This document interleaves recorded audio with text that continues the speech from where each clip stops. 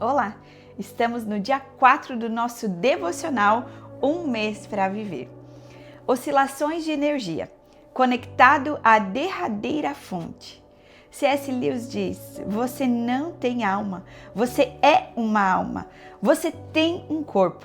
Agostinho diz: formaste-nos para ti, e nosso coração não terá sossego enquanto não encontrar descanso em ti. Durante as muitas tempestades e furacões que atingem a costa do Golfo, são comuns as oscilações de energia. Nessas ocasiões, ficamos pensando se em breve teremos que revirar as gavetas em busca de velas e lanternas. Em nossa casa, as luzes oscilam e todos os aparelhos elétricos parecem suspirar. Seguramos a respiração, esperando o que virá em seguida. De vez em quando, ficamos no escuro por alguns minutos, horas ou até mesmo dias, quando os geradores e as linhas elétricas são danificadas. Nesses momentos, quando nos reunimos na cozinha, acendendo velas e procurando mais pilhas e baterias, de repente nos damos conta do quanto dependemos da energia. Também somos absolutamente dependentes de energia para ter a vida para a qual fomos criados. Precisamos de energia para mudar. Mas o problema é que muitas vezes achamos que podemos fazer as mudanças necessárias com apenas um pouco de força de vontade. E não percebemos quanto dependemos do poder de Deus. As pessoas que sabem que sua vida vai acabar em breve tendem a sentir um desejo quase desesperado de mudar. Mas sentir desespero não é suficiente. As mudanças só serão permanentes se estivermos conectados a uma fonte de energia que esteja além de nós. Uma fonte de energia que nunca oscila, pisca ou nos deixa na escuridão. Precisamos passar da força de vontade para a verdadeira energia que vem da conexão com o nosso Criador. Se você já chegou ao fim de uma linha e está cansado de tentar controlar a vida, Jesus lhe oferece um convite singular. Em Mateus 11, do 28 ao 29. Venham a mim, todos vocês que estão cansados e sobrecarregados, e eu lhes darei descanso. Tomem sobre vocês o meu jugo, deixe que eu lhes ensine, pois sou manso e humilde de coração, e encontrarão descanso para a alma. Vale a pena refletir. Em qual área da sua vida você tem mais dificuldade para mudar? Entrar em forma e perder peso? Abandonar um mau hábito? Alguma questão de relacionamento? Você está tentando mudar isso com a força de vontade ou com a força de Deus? Que palavras ou frases de Mateus 11, 28 e 29 mais intrigam você? Por quê? Energia espiritual. Embora a vida apresente muitas facetas, nossa energia espiritual é a mais importante porque tudo depende dela. Fomos criados como seres espirituais e para desenvolvermos energia espiritual precisamos cultivar uma conexão sadia com o nosso Criador. A Bíblia revela repetidas vezes que os seres humanos são criados à imagem de Deus e que temos algo eterno em nós, o nosso espírito. A parte mais importante da nossa vida é a dimensão espiritual, nossa própria alma. Em geral, atribuímos enorme ênfase à saúde física. E ela é importante. No entanto, muitas pessoas negligenciam completamente a saúde espiritual por não poderem vê-la.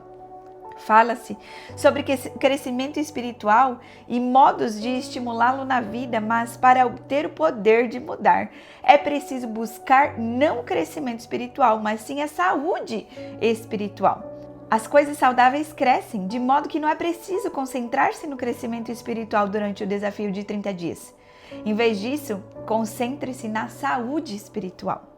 Se dentro de apenas um mês seu corpo entrasse em colapso, você não gostaria que a parte que vai viver para sempre fosse o mais saudável possível? A chave para a saúde espiritual é manter um forte relacionamento com o Criador. Se estiver conectado a seu Criador, você crescerá como nunca e conhecerá o real poder para fazer mudanças duradouras. Vida frutífera. Como podemos nos tornar espiritualmente saudáveis? Jesus nos diz: eu sou a videira verdadeira e meu Pai é o lavrador. Todo ramo que estando em mim não dá fruto, ele corta. Todo ramo que dá fruto, ele poda, para que produza ainda mais. Vocês já foram limpos pela mensagem que eu lhes dei. Permaneçam em mim e eu permanecerei em vocês. Pois, assim como um ramo não pode produzir frutos se não estiver na videira, vocês também não poderão produzir frutos a menos que permaneçam em mim. Sim, eu sou a videira, vocês são os ramos. Quem permanece em mim e eu nele produz muito fruto, pois sem mim vocês não podem fazer coisa alguma. João 15, do 1 a 5. Na época de Cristo, todo mundo sabia o que era necessário para produzir a melhor colheita de uvas. As pessoas viviam cercadas de vinhedos, de modo que a audiência original de Jesus sabia exatamente o que ele estava descrevendo. Mas talvez não entendamos isso muito bem. Por isso, vamos examinar o texto com maior profundidade. Primeiramente, Jesus diz: Eu sou a videira verdadeira. Nenhuma vinha, a videira é a fonte de energia, a parte que fornece nutrientes e produz as uvas. Depois da videira, Jesus descreveu os ramos, ou seja, nós. Se estiver conectado à videira verdadeira, você é um ramo. Por mais que a ideia não pareça de nosso agrado, os ramos não conseguem produzir frutos sozinhos. Fomos criados para estar conectados a uma fonte de energia maior. Os ramos dão fruto, mas sem a videira não podem produzi-los. Perceba o que Jesus diz aos ramos: permaneçam em mim. Permanecer significa simplesmente estar conectado. Se seu desejo é ter saúde espiritual, então você precisa estar conectado a Cristo, a videira. Essa é a nossa parte. É tudo o que precisamos fazer. Se você quer reduzir o estresse, tanto nesse mês quanto daqui para frente, entenda que seu papel na vida é estar conectado à videira. Às vezes, esqueço meu papel e tento ser a videira. Invento um plano, um cronograma, uma lista de objetivos e faço um planejamento. Então, tento realizar meu projeto e fazer com que tudo aconteça de acordo com o cronograma que estabeleci.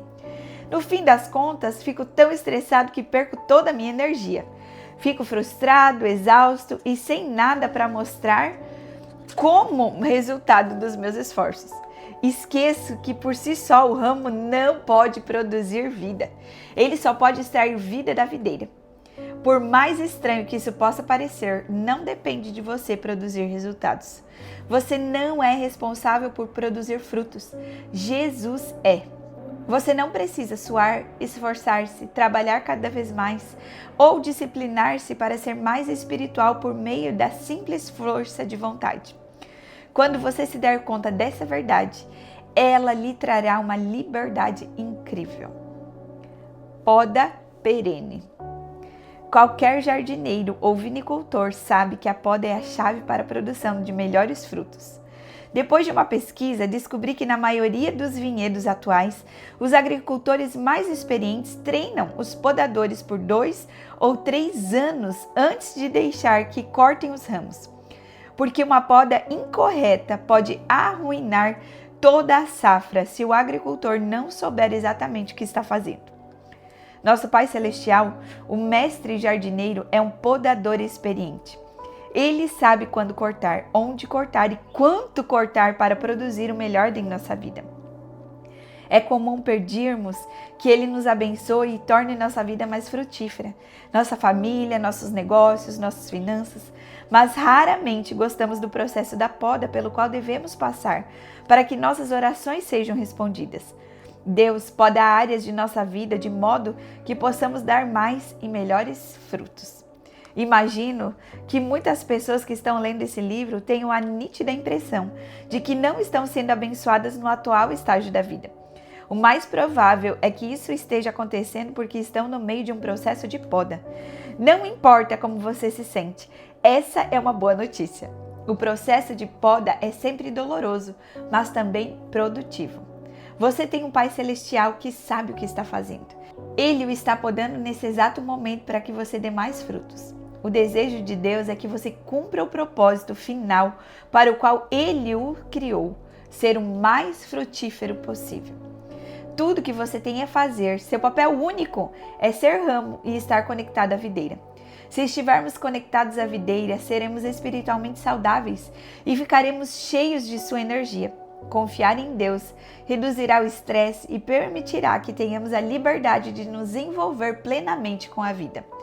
Quando nos esquecemos disso e começamos a pensar que somos videira em vez de ramo, ficamos estressados porque não fomos criados para esse papel. Então, surge a pergunta: como podemos permanecer conectados à videira? Isso é tudo que você tem a fazer nesse mês. Você não precisa encontrar força de vontade suficiente para parar de fumar, não precisa ranger os dentes e torcer para conseguir manter a dieta, nem precisa imaginar maneiras de reatar relacionamentos. Tudo o que você tem a fazer é se conectar à videira, à fonte de energia, e Deus lhe dará não a força de vontade, mas o poder real. Ele lhe dará poder para que você faça tudo o que precisa ser feito. Cresceremos espiritualmente como nunca, contanto que permaneçamos conectados à videira. Vale a pena refletir. De que maneira você percebeu Deus podando áreas de sua vida? Como lidou com a poda? Seja honesto, todas as pessoas reclamam um pouco de vez em quando. Qual foi o resultado da poda de Deus em sua vida? Onde você ainda está esperando para ver os resultados? Conexão constante. Como podemos manter a conexão com a fonte primária de energia?